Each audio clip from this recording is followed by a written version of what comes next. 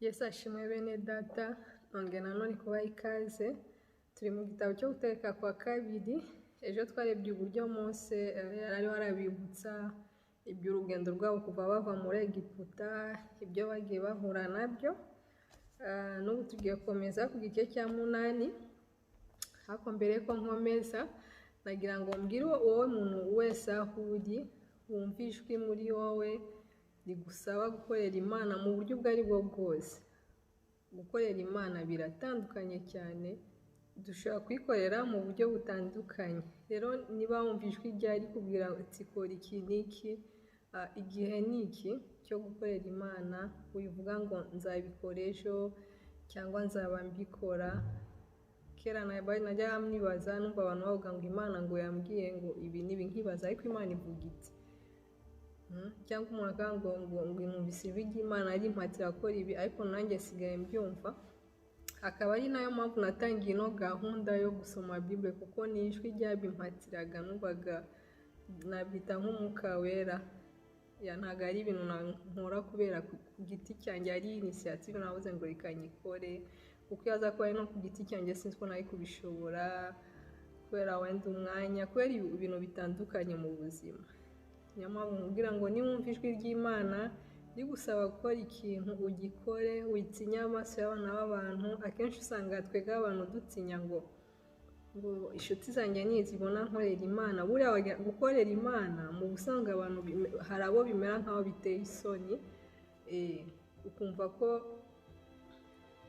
abantu nibumva ngo watangiye kujya ukora ibi n'ibi byerekeranye n'ijambo ry'Imana bazaguseka, inshuti zawe, imiryango yawe bazavuga iki. Ntabwo ukeneye kumva ibyo abantu bavuga, ukeneye kumva icyo Imana ikubwira. Niba guseka, niba kuvaho, nta kibazo rwose.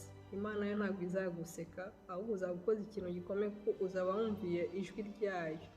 Rero ni ukuri, ikintu cyose wumva kikurimo kijyanye n'ijambo ry'Imana cyangwa se gukorera Imana, wumva umutima wawe guhatira gukora, witsinda, gikore. Igihe ni iki, witegereze iby'ejo, ntabwo uzi iby'ejo, nk'uko mu Kinyarwanda bavuga ngo iby'ejo bibara abejo. Ntabwo tuba tuzi ejo ibizaba. Niyo mpamvu ikintu ufitiye ubushobozi ako kanya gukora, gikore, witindire ikindi gihe. Icyo nashaka kuvuga numvaga kinzimo. Reka dukomeze n'igitabo cyo gutegeka, igice cya 8.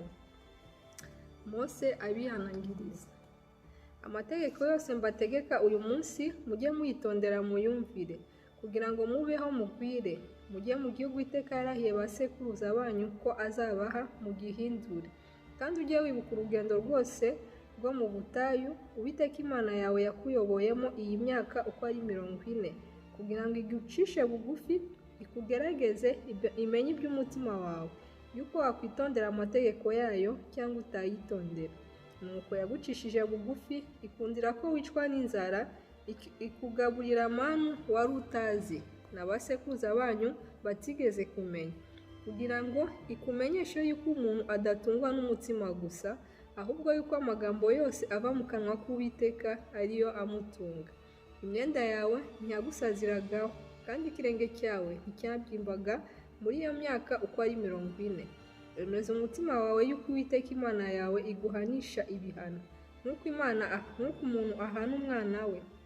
Ujye witondera amategeko y'Uwiteka Imana yawe, ugende mu nzira ikuyoboye, uyubahe, kuko Uwiteka Imana yawe ikujyana mu gihugu cyiza, kirimo imigezi n'amasoko n'ibidendezi birebire bitembera bidudubiriza mu bikombe no ku misozi, n'igihugu cy'ingano na sayiri n'imizabibu n'imitini n'amakomamanga, n'igihugu cy'imyelayo n'ubuki, n'igihugu uzariramo ibyo kurya ntibibure, ntuzagire icyo ugikeneramo.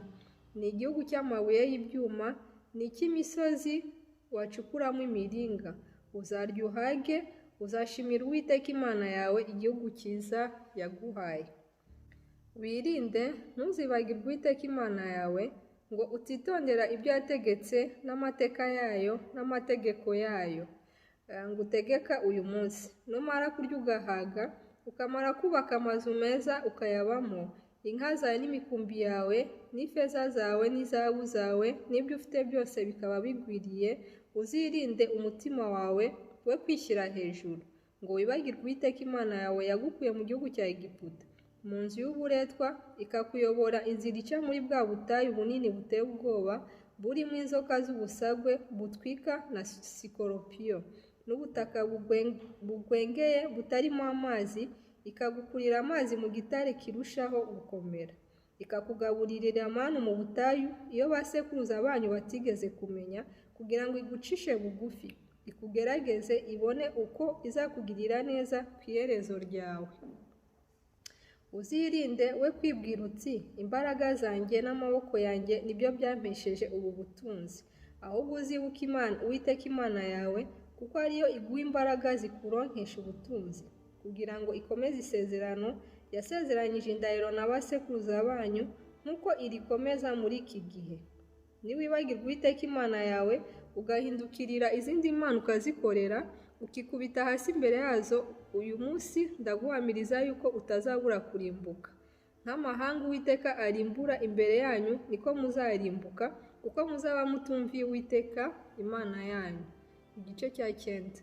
Umva wa bwoko bw'Abisiraheli, muri iki gihe ugiye kwambuka Yorodani ukajya mu gihugu ugahindura amahanga akurusha gukomera n'amaboko, n'imidugudu minini igoteshejwe inkike z'amabuye zigera mu ijuru. Ni ubwoko bukomeye bw'abantu barebare, ari bo Banaki, uzi ukumva babavuga bati ninde wahagarara Abanaki imbere? Ninde wahagarara Abanaki imbere? Nuko muri iki gihe menya yuko Uwiteka Imana yawe ubwayo izambuka ikugiye imbere ari umuriro, ukongora ikabarimbura, ikabatsinda imbere yawe. Nawe uzabirukane ubarimbure vuba uko Uwiteka Imana yawe yagutegetse. Uwiteka Imana yawe nimara kubirukana imbere yawe, ntuzibwire uti gukiranuka kwanjye niko guteye Uwiteka kunzana muri iki gihugu kugihindura, kuko gukiranirwa kw'ayo mahanga ariko gutumye Uwiteka yirukana imbere yawe. Gukiranuka kwawe cyangwa gutungana k'umutima wawe sibyo bitumye ujyanwa mu gihugu cyayo no kugihindura, ahubwo gukiranirwa kw'ayo mahanga niko gutumye Uwiteka Imana yawe iyirukana imbere yawe, kandi no kugira ngo ikomeze ijambo Uwiteka yarahiye ba sekuruza banyu Aburahamu na Isaka na Yakobo. Nuko menya yuko gukiranuka kwawe atari ko gutumye Uwiteka Imana yawe iguha iki gihugu cyiza ngo ugihindure, kuko ari ubwoko butagonda ijosi. Ujye wibuka, ntukibagirwe uko warakazaga Uwiteka Imana yawe uri mu butayu, uhereye igihe mwaviriye mu gihugu cya Egiputa ukageza aho mwaziyaha mugomera Uwiteka. No kuri Horebu mwarakaje Uwiteka, arabarakarira ashaka kubarimbura. Nazamuwe uwo musozi no guhabwa bya bisate by'amabuye, ibisate biriho isezerano Uwiteka yasezeranye namwe. Mara kuri uwo musozi iminsi 40 n'amajoro 40, ntarya umutsima ntanywa n'amazi. Uwiteka ampa ibyo bisate 2 by'amabuye byandikishijweho urutoki. Byandikishijeho urutoki rw'Imana, byanditsweho amagambo yose Uwiteka yababwiriye kuri uwo musozi ari hagati mu muriro, kuri wa munsi w'iteraniro. Iyo minsi uko ari 40 n'amajoro 40 bishize, Uwiteka ampa ibyo bisate by'amabuye, ibisate biriho iryo sezerano. Uwiteka arambwira ati haguruka uve hano umanuke vuba, kuko ubwoko bwawe wakuye muri Egiputa bwiyononye.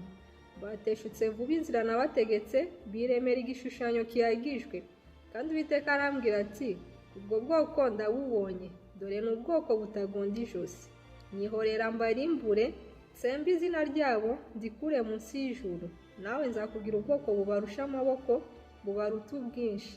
Nuko ndahindukira manuka uwo musozi wakaga umuriro, bya bisate biri bisezerano byombi mbifashe mu maboko. Ndareba mbona mumaze gucumura ku Uwiteka Imana yanyu, kuko mwari mwiremeye igishushanyo cy'ikimasa kiyagijwe, mwari mumaze guteshuka vuba inzira Uwiteka yabategetse. Fata bya bisate byombi ndabijugunya ngo bimve mu maboko, bimenera mu maso yanyu.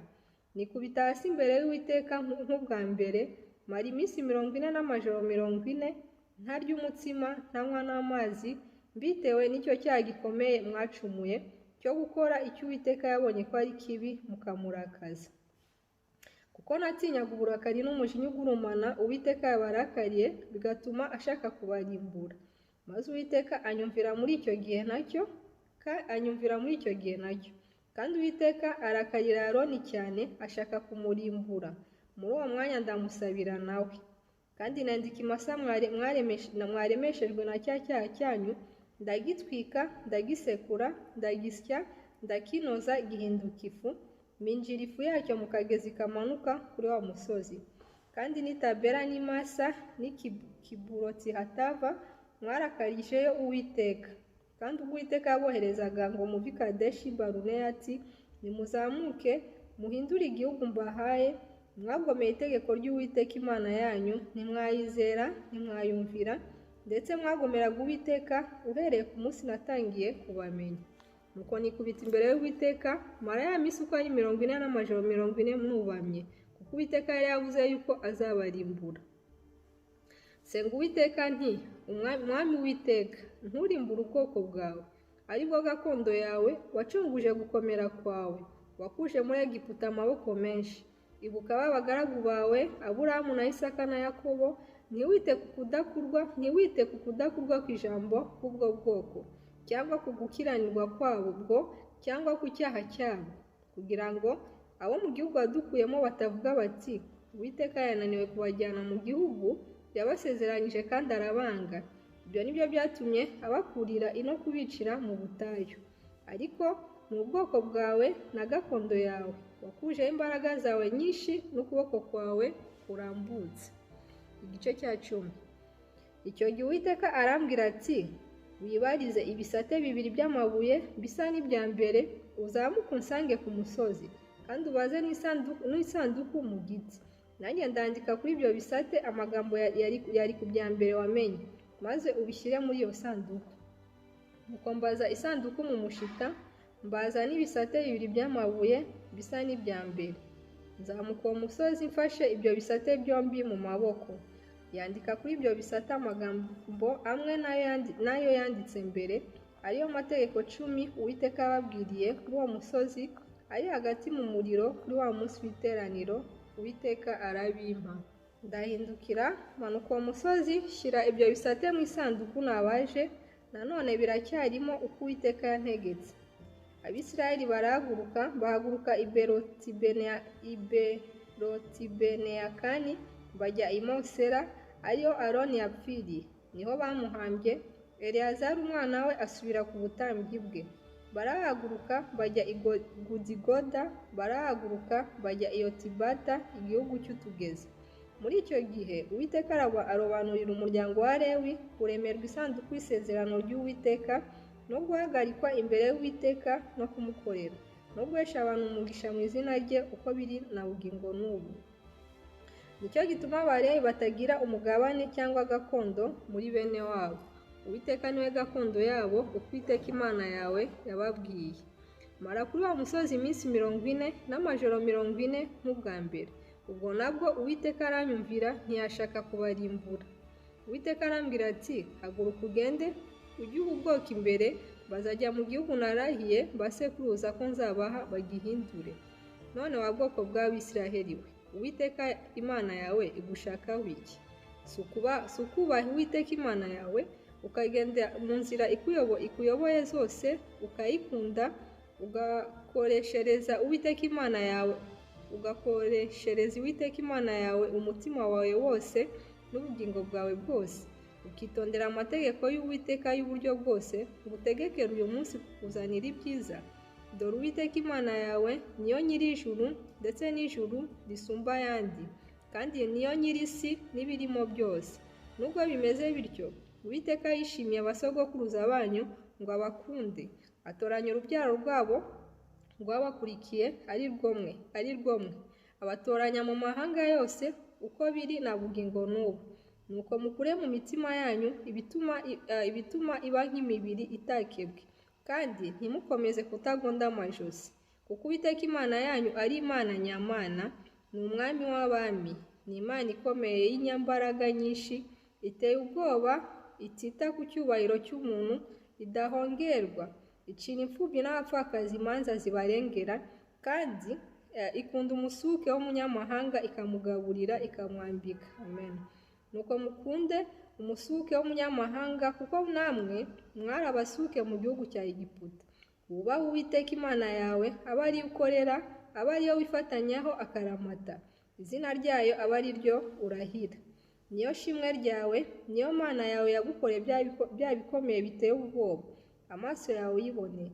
Basekuruza banyu baramanutse bajya muri Egiputa ari abantu 70. None Uwiteka Imana yawe iguhwanyije n'inyenyeri zo mu ijuru ubwinshi. Amen. Igice cya 11. Nicyo gituma ukwiriye gukunda Uwiteka Imana yawe, ukajya witondera ibyo yakwihanangirije n'amategeko yayo n'amateka yayo n'ibyo yagutegetse iteka ryose. Uyu munsi mumenye ibi, kuko abana banyu batigeze kubimenya cyangwa kubibona atari bo mbwira. Mumenye ibihano Uwiteka Imana yanyu abahanishije, no gukomera kwayo n'amaboko yayo menshi n'ukuboko kwayo kurambutse, n'ibimenyetso byayo n'imirimo yayo yagiriye hagati muri Egiputa, Farawo umwami wa Egiputa n'igihugu cye cyose. Nibyo yagiriye ingabo z'Abanyegiputa n'amafarashi yabo n'amagare yabo, uko yabirengeje amazi y'inyanja itukura, ubwo babakurikiraga Uwiteka akabarimbura pe. Nibyo yagiririye mwege mu butayu ukageza aho mwaziye aha hantu. Nibyo yagiriye Datani na Abiramu bene Eliyabu umurubeni, uko ubutaka bwasamye bukabamirana n'ab'iwabo n'amahema yabo n'ibyari bifite ubugingo byose byabakurikije, bibera hagati mu Bisirayeli bose. Amaso yanyu yiboneye ibikomeye byose Uwiteka yakoze. Nicyo gituma mukwiriye kwitondera amategeko yose mbategeka uyu munsi, kugira ngo mugire amaboko mujye mu gihugu mugihindure. Nicyo mwambuka mujyanwamo no guhindura, mubone uko muramira mu gihugu Uwiteka yarahiye basekuruza banyu kubaha bo n'urubyaro rwabo, igihugu cy'amata n'ubuki. Kuko igihugu ujyanwamo no guhindura kidahwanye n'igihugu cya Egiputa mwavuyemo. Mwabibagamo imbuto zanyu zikavomerwa n'umuruho w'ibirenge byanyu, nk'uko umuntu yuhira umurima w'imboga. Ahubwo igihugu mujyanwamo no guhindura kirimo imisozi n'ibikombe, kinywa amazi y'imvura. Ni igihugu Uwiteka Imana yawe yitaho, kandi Uwiteka Imana yawe ihora igihanze amaso ihereye ku itangiriro ry'umwaka ikageza ku iherezo ryawo. Nimugire umwete wo kumvira amategeko yanjye mbategeka uyu munsi, ngo mukunde Uwiteka Imana yanyu, muyikoreshereze imitima yanyu yose n'ubugingo bwanyu bwose. Nzavubira igihugu cyanyu imvura mu bihe bikwiriye, imvura y'umuhindo n'iy'itumba, kugira ngo musarure imyaka yanyu y'impeke na vino yanyu n'amavuta ya elayo yanyu. Kandi nzamereza amatungo yanyu ubwatsi mu nzuri zanyu. Muzarya muhage. Mwirinde imitima yanyu itoshwa mugateshuka, mugakorera izindi mana mukazikubita imbere. Mukikongereza uburakari bw'Uwiteka, akaziba ijuru, akica imvura ubutaka ntibwere imyaka yabwo, mukarimbuka vuba mukava mu gihugu cyiza Uwiteka abaha. Nuko mubike ayo magambo yanjye mu mitima yanyu no mu bugingo bwanyu, muyahambire ku maboko yanyu ababere ikimenyetso, muyashyire mu mpanga zanyu hagati y'amaso yanyu. Mujye muyigisha abana banyu, mujye muyavuga mwicaye mu mazu yanyu, nuko mugenda mu nzira, nuko muryamye, nuko mubyutse. Kandi muzayandike ku nkomanizo z'amazu yanyu no ku byugarira byanyu, kugira ngo iminsi yanyu igwirire mwebwe n'abana banyu mu gihugu Uwiteka yarahiye basekuruza banyu ko azabaha, ihwanye n'ijuru riri hejuru y'isi. Nimugire umwete wo kwitondera aya mategeko mbategeka yose, mukayumvira ngo mukunde Uwiteka Imana yanyu, mugende mu nzira ibayoboye zose, mwifatanye nayo akaramata. Uwiteka azirukana y'amahanga yose imbere yanyu, muhindure amahanga abarusha gukomera n'amaboko. Ahantu hose muzakandagira hazaba ahanyu. Urugabano rwanyu ruzahera ku butayu rugeze kuri Lebanoni, kandi ruzahera ku ruzi Furate rugeze ku nyanja y'uburengerazuba. Ntihazagira umuntu ubasha kubahagarara imbere. Uwiteka Imana yanyu izateza ubwoba igihugu muzakandagiramo cyose, ngo babatinye uko yababwiye. Dore uyu munsi mbashyize imbere umugisha n'umuvumo. Uwo mugisha muzawuhabwa nimwitondera amategeko y'Uwiteka Imana yanyu mbategeka uyu munsi, uwo muvumo muzawuvumwa nimutumvira amategeko y'Uwiteka Imana yanyu, mugateshuka inzira mbategeka uyu munsi ngo muhindukirire izindi mana mutigeze kumenya. Kandi Uwiteka Imana yanyu nimara kukujyana mu gihugu ujyanwamo no guhindura, uzavugire uwo mugisha ku musozi wa Gerizimu, n'umuvumo uzawuvugire ku musozi wa Ebali. Mbese iyo misozi ntiri hakurya ya Yorodani, inyuma y'inzira ica iburengerazuba mu gihugu cy'Abanyakanani batuye mu kibaya ahateganye n'i Giligali, hafi y'ibiti byitwa imyeroni bya More? Kuko mugiye kwambuswa Yorodani no kujya mu gihugu Uwiteka Imana yanyu ibaha mukagihindura, muzagihindura koko mugituremo. Kandi muzajye mwitondera amategeko n'amateka yose mbashyira imbere uyu munsi muyumvire. Igice cya 12. Mose ababwira ibibahesha umugisha. Aya niyo mategeko n'amateka mukwiriye kuzitondera mu gihugu Uwiteka Imana y'abasekuruza banyu ibahaye guhindura. Muzajya muyitondera igihe cyose muzabaho mu isi. Ntimuzabure gusenya ahantu hose amahanga muhindura yakoreraga imana zayo, nko ku misozi miremire no ku migufi, no munsi y'igiti kibisi cyose. Kandi muzasenye ibicaniro byabo, muhombagure inkingi z'amabuye bubatse, mutwike ibishushanyo babaje bya Shera, muteme mutsinde ibishushanyo babaje by'imana zabo zindi. Muzarimbure amazina yazo akurwa aho hantu. Ntimuzagirire Uwiteka Imana yanyu nk'uko bo bagirira imana zabo. Ahubwo ahantu Uwiteka Imana yanyu izatoraniriza mu miryango yanyu yose kuhashyira izina ryayo, ubwo buturo bwayo azaba aribwo mujya mwishakiramo, azaba aribwo mujya mujyamo, kandi azaba aribwo mujyanamo ibitambo byanyu byo koswa n'ibitambo byanyu bindi, na kimwe mu 10 cyose muzatanga, n'amaturo yererezwa muzatura, n'ibyo muzahiguza imihigo, n'ibyo muzaturishwa n'imitima ikunze, n'uburiza bw'amashyo yanyu n'ubw'imikumbi yanyu. Azaba ariho mujya mubone kurira imbere y'Uwiteka Imana yanyu, azaba ariho mwishimirana nabo mu ngo zanyu ibyiza byose byabavuye mu maboko. Uwiteka Imana yanyu ikabibaheramo umugisha. Ntimuzakora ibihwanye n'ibyo dukorera ino muri iki gihe, aho umuntu wese akora ibyo abona ko ari byiza, kuko mutaragera mu buruhukiro na gakondo Uwiteka Imana yanyu ibaha. Ariko nimwambuka Yorodani mugatura mu gihugu Uwiteka Imana yanyu ibahaho gakondo, ikabaha kuruhuka, imaze kubakiza ababisha banyu bose babagose, bigatuma muba amahoro, maze ahantu Uwiteka Imana yanyu izatoraniriza kuhashyira izina ryayo ngo rihabe, azaba ariho mujyana ibyo mbategeka byose. Ibitambo byanyu byo kotswa n'ibitambo byanyu bindi, na kimwe mu 10 cyose muzatanga, n'amaturo yererezwa muzatura, n'ibirusha ibindi kuba byiza muzahiguza imihigo mwahize Uwiteka, kandi azaba ariyo mwishimirana imbere y'Uwiteka Imana yanyu, n'abahungu banyu n'abakobwa banyu n'abagaragu banyu n'abaja banyu, n'umurebu uri iwanyu kuko adafite umugabane cyangwa gakondo muri bo. Wirinde gutambira ibitambo byawe byo koswa ahantu ubonye hose, ahubwo ahantu Uwiteka azatoranyaho mu gihugu cy'umwe mu miryango yawe, azaba ariho utambira ibitambo byawe byo koswa, azaba ariho ukorera ibyo ngutegeka byose. Ariko wemererwa kubaga itungo, ukariririra aho ubonye hose h'iwanyu uko uzashaka kose, nk'uko Uwiteka Imana yawe yaguhaye umugisha. Abahumanye n'abadahumanye bemererwa kuryaho nk'uko barya isirabo n'impara. Ariko ntimuzarya amaraso, muzayavushirize hasi nk'abamena amazi. Kandi kimwe mu 10 cy'imyaka y'impeke n'icya vino yawe n'icy'amavuta ya elayo yawe, n'uburiza bw'ubushyo bwawe n'ubw'umukumbi wawe, n'iby'uburyo bwose uzayiguza imihigo, n'ibyo uturishwa n'umutima ukunze, n'ituro ryererezwa uzatura, ibyo byose ntuzabirire imuhira, ahubwo uzajya ubirira imbere y'Uwiteka Imana yawe, ahantu Uwiteka Imana yawe izatoranya, ubisangire n'umuhungu wawe n'umukobwa wawe n'umugaragu wawe n'umuja wawe n'umurewi uri iwanyu. Kandi imbere y'Uwiteka Imana yawe azaba ariho wishimirira ibyakuvuye mu maboko byose.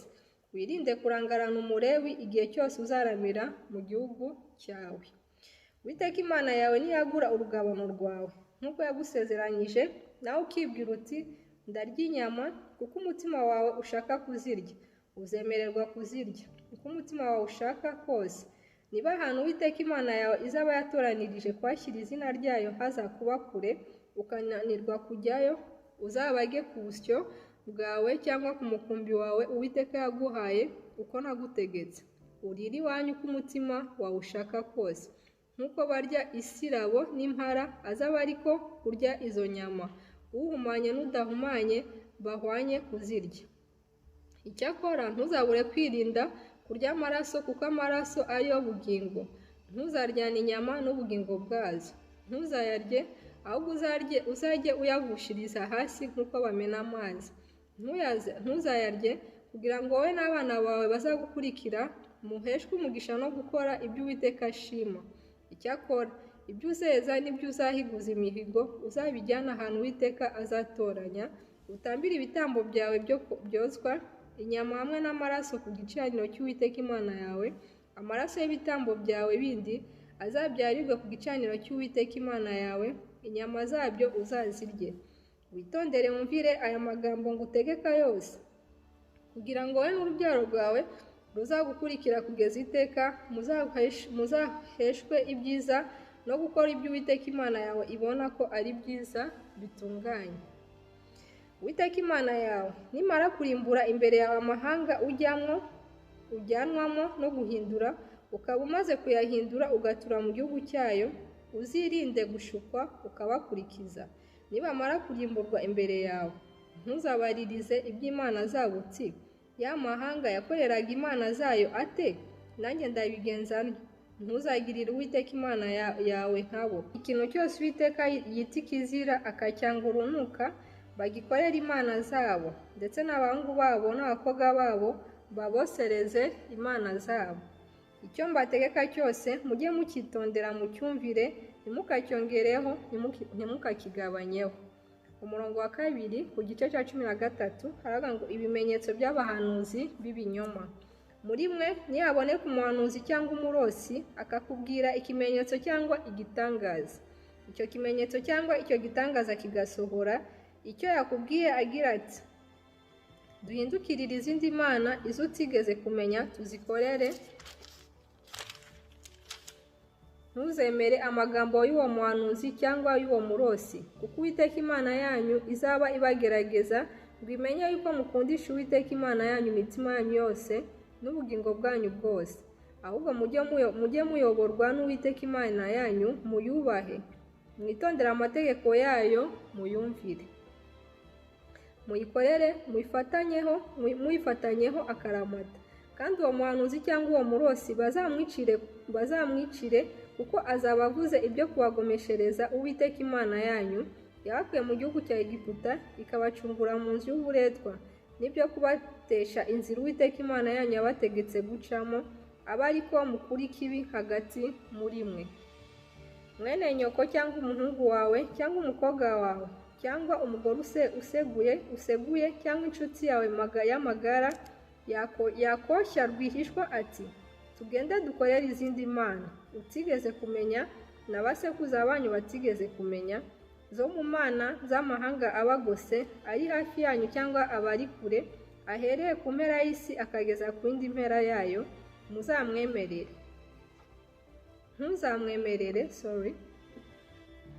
ntuzamwumvire, ntuzamubabarire, ntuzamukize, ntuzamuhishire, ahubwo ntuzabure kumwica. Ukuboko kwawe abe ariko kubanza kumwica, maze habone gukuriraho n'abandi bantu bose.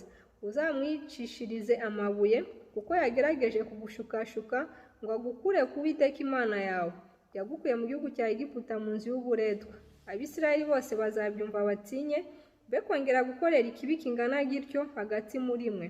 Wakumva inkuru y'umwe mu midugudu yawe Uwiteka Imana yawe iguha guturamo, bavuga bati, hari ibigoryi byaturutse hagati muri mwe bishukashuka abo mu mudugudu wabo biti, tugende dukorere izindi mana mutigeze kumenya.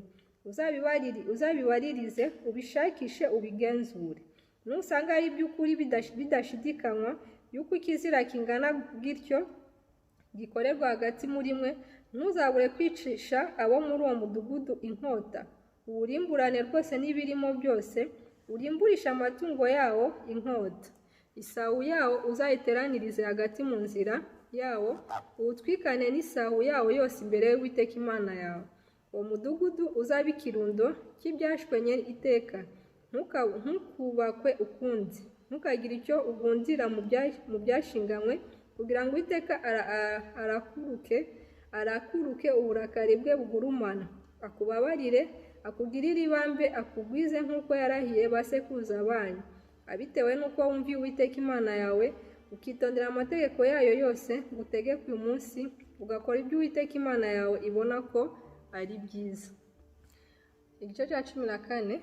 Muri abana b'Uwiteka Imana yanyu, ntimukiraburishe kwikeba ku mubiri, haba no kwitegera ibiharanjongo uwapfuye, kuko uri ubwoko bwerejwe Uwiteka Imana yawe, kandi Uwiteka akagutoraniriza mu mahanga yose yo mu isi kuba ubwoko yironkeye. Ntukarye ikintu cyose kizira. Aya niyo matungo n'inyamaswa mwemererwa kurya: inka n'intama n'ihene n'impara n'isirabo n'isunu n'impongo n'inyemera n'ifumberi n'itwiga. Mu nyamaswa n'amatungo icyatuye inzara cyose ngo kigire imigeri igabanyije kikuza, aba ari cyo mujya murya.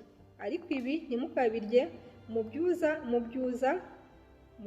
no mu byatuye inzara: ingamiya n'urukwavu n'impereryi, kuko byuza bikaba bitatuye inzara, n'ibihumanya kuri mwe; n'ingurube kuko yatuye inzara ariko ntiyuze, n'igihumanya kuri mwe. Inyama zazo ntimukazirye, n'intumbi zazo ntimukazikoreho. Ibi aba ari byo mujya murya mu byo mu mazi byose: igifite amababa n'ibikoko cyose mujye mukirya, ikidafite amababa n'ibikoko cyose ntimukakirye, ni igihumanya kuri mwe. Ibisiga n'inyoni bidahumanya byose mwemererwa kubirya, ariko ibi ntimukabirye: ikizu n'itanangabo na oziniya, n'inkongoro y'impimakazi, n'icyaruzi n'icyanira uko amoko yabyo ari, n'igikona cyose uko amoko yabyo ari, na mbuni na tamasi na shakufa n'agaca n'ibyo mu bwoko bwako byose, n'igihunyira gito n'igihunyira kinini n'igihunyira cy'amatwi, n'inzoya n'inkongoro na sarupfuna, n'igishondabagabo n'uruyongoyongo uko amaboko yazo ari, n'inkotsa n'agacurama. Ibigira amababa bikagenza amaguru magufi byose n'ibihumanya kuri mwe ntimukabirye. Mwemererwa kurya ibisiga n'inyoni bidahumanya byose. Ntimukarye intumbyi yose. Wemererwa kuyiha umusuke w'umunyamahanga uri iwanyu akayirya, cyangwa wemererwa kuyigurisha umunyamahanga. Wehoho uri ubwoko bwerejwe Uwiteka Imana yawe, ntugatekeshe umwana w'ihene amahenehene ya nyina. Ntuzabure gutanga 1/10 cy'imyaka yose iva ku mbuto wabibye. Iyo imirima yawe izera uko umwaka utashye, kandi uzajye urira imbere y'Uwiteka Imana yawe ahantu izatoranyiriza kuhashyira izina ryayo ngo rihabe. 1/10 cy'amasaka yawe n'icya vino yawe n'icy'amavuta ya elayo yawe n'uburiza bw'amashyo yawe n'ubw'imikumbi yawe, kugira ngo wige guhora wubaha Uwiteka Imana yawe iteka. Ahari Uwiteka Imana yawe nimara kuguha umugisha, urugendo rwakunanira ntubashe kujyana ibyo, kuko ahantu Uwiteka Imana yawe izaba yatoranyirije kuhashyira izina ryayo hakubaye kure. Nibimera bityo, uzabigure ifeza, uzihambire uzijyane, ujye aho hantu Uwiteka Imana yawe izaba yatoranyije, uziguremo icyo ushaka cyose: inka cyangwa intama cyangwa vino cyangwa igisindisha cyangwa ikindi cyose umutima wawe ushaka, ubisangirire n'abo mu rugo rwawe aho hantu imbere y'Uwiteka Imana yawe mwishimane, kandi ubisangire n'umulewi w'iwanyu. Ntukamurangarane kuko adafite umugabane cyangwa gakondo muri mwe. Uko imyaka 3 ishize, uzajya ukuraho 1/10 cy'imyaka yose wejeje muri uwo mwaka, ubibike iwanyu. Maze umulewi kuko adafite umugabane cyangwa gakondo muri mwe, n'umusuka w'umunyamahanga n'imfubyi n'umupfakazi bari iwanyu bazaze barye bahage, kugira ngo Uwiteka Imana yawe iguhere umugisha imirimo ukora yose. Igice cya 15. umwaka wa 7 wo guhara imyenda. Uko imyaka 7 ishize uzajya ugira ibyo uhara. Ubu aba ari bwo buba uburyo bw'uko guhara. Umwishyuza wese aharire mugenzi we icyo yamugurije. Ntazakishyuze mugenzi we na mwene wabo, kuko guhara kwategetswe n'Uwiteka kwaranzwe. Wemererwa kwishyuza umunyamahanga, ariko icyaha cyose gifitwe na mwene wanyu uzakimuharire. Ariko ntihazagire abakene baba murimo, kuko Uwiteka atazabura kuguhera umugisha mu gihugu Uwiteka Imana yawe iguhaho gakondo ngo ugihindure. Niba ugira umwete wo kumvira Uwiteka Imana yawe ngo witondere aya mategeko yose ngo utegeke uyu munsi uyumvire, kuko Uwiteka Imana yawe izaguha umugisha nk'uko yagusezeranyije, kandi uzaguriza amahanga menshi ariko ntuzayaguzaho, kandi uzatwara amahanga menshi ariko yo ntazagutwara. Nihaba muri mwe umukene ari umwe muri bene wanyu, ahantu hose iwanyu mu gihugu Uwiteka Imana yawe iguha, ntuzanangire umutima wawe, ntuzagundire ibyawe ngo ubyime mwene wanyu w'umukene, ahubwo ntuzabure kumuramburira iminwe, ntuzabure kumuguriza ibimumaze ubukene bw'icyo akeneye. Wirinde kwibwira icy'ubuntu buke uti umwaka wa 7 wo guhara imyenda urenda gutaha, bigatuma urebana imbabazi nke umwene wanyu w'umukene, ukanga kugira icyo umuha adatakira Uwiteka akurega ukagibwaho n'icyaha. Ntuzabure kumuha, kandi numuha ntibizakubabaza, kuko icyo ngicyo kizatuma Uwiteka Imana yawe iguhera umugisha umurimo wawe wose n'ibyo ugerageza gukora byose. Kuko ntabwo abakene bazashira mu gihugu. Nicyo gitumye ngutegeka nti ntuzabure kuramburira iminwe ya mwene wanyu w'umukene w'umworo uri mu gihugu cyawe. Nibakugurisha mwene wanyu w'umuheburayo cyangwa w'umuheburayokazi akagukorera imyaka 6, mu wa 7 uzamuhare ngo akuveho, agira umudendezo. Kandi numuhara ngo agende agira umudendezo, ntuzamuhare ntacyo umuhaye, ahubwo uzamuhe byinshi ku mukumbi wawe no ku mbuga yawe uhuriraho no ku muvure wawe wengeramo vino, uko Uwiteka Imana yawe yaguhaye umugisha azaba ariko umuha. Uzibuke yuko nawe wari umuretwa mu gihugu cya Egiputa, Uwiteka Imana yawe ikagucungura. Nicyo gitumye uyu munsi ngutegeka ibyo. Kandi nakubwira ati sinshaka kukuvaho, kuko agukunda, n'abo mu rugo rwawe akamerana neza nawe, uzende uruhindu urumupfumuze ugutwi rusohoke ku rugi, maze agumye kuba imbata yawe iteka. N'umuja wawe uzamugenza utyo. Numuhara ngo akuveho agira umudendezo, ntibizagutera agahinda, kuko yagukoreye imyaka 6, ukaba umuhembye igice cya 2 cy'ibihembo wari ukwiriye guhemba umukozi ubikorera. Kandi Uwiteka Imana yawe izaguhera umugisha ibyo ukora byose. Uburiza bw'ikigabo bwose bwo mu mashyo yawe no mu mikumbi yawe uzajya ubwereza Uwiteka Imana yawe. Ntugakoreshe uburiza bw'inka yawe, ntukogoshe uburiza bwo mu mukumbi wawe. Ujye ubusangirira n'abo mu rugo rwawe imbere y'Uwiteka Imana yawe uko umwaka utashye, ahantu Uwiteka azatoranya. Nibugira inenge yose, nibucumbagira cyangwa nibuhuma, cyangwa nibugira indi nenge mbi yose, ntuzabutambire Uwiteka Imana yawe. Uzaburire iwanyu, uhumanye n'udahumanye bahwanye kuburya nk'uko barya isirabo n'impara. Ahubwo ntuzarye amaraso yabo, ahubwo uzajye uyavushiriza hasi nk'uko bamena amazi. Imana ibaha umugisha abafatanyije nanjye gusoma kino gice. Iki gice kirimo amagambo meza nk'uko nababwiye ejo, agenda nkora ku mutima. Mose yagiye abibutsa ibyo banyuzemo, uburyo Imana yagiye ibagira, uko byose byagiye bigenda. Kirimo amagambo meza cyane. Rero Imana ikomeze kubaha umugisha, naho ubutaha.